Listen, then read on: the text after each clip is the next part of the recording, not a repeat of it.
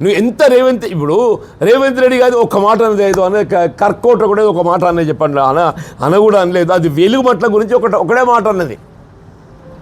కర్కోట కూడా ఒక పదం వాడింది, వెలుగుమట్ల గురించి మాట్లాడేది.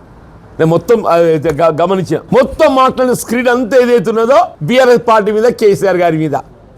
ఏదో ఒక రాజకీయ పార్టీ రూపొందించి ఏర్పాటు ఇవ్వాలి. నేను ఇవాళ రేపు మా మిత్రులు ఎవరైనా సర్పంచ్ పోటీ చేయాలనుకుంటారే, వాళ్ళ లక్ష్యం సర్పంచ్ ఇదివరకు ఉన్న మీద ఎట్లా గెలవాలని ఉండాలి. అది డిపెట్టేసి ఇవాళ కేసీఆర్ గారిని, బీఆర్ఎస్ పార్టీని నేను ఏ విధంగా ఆటంకపరుస్తా, ఏ విధంగా నిలువరింపజేయగలుగుతా, ఇదానమని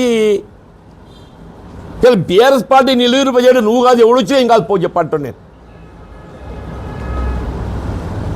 బీఆర్ఎస్ పార్టీ అధికారాన్ని రావటం, బీఆర్ఎస్ పార్టీ అధికారాన్ని రావటం, నిలువరింప చేయటం నీవు కాదు కదా.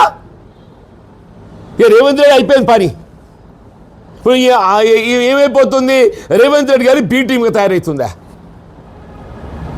రేవంత్ రెడ్డి గారి యొక్క ఆలోచనలకు రూపకల్పన చేసే విధంగా, రేవంత్ రెడ్డి గారి యొక్క ఆలోచనలకు రూపకల్పన చేసే విధంగా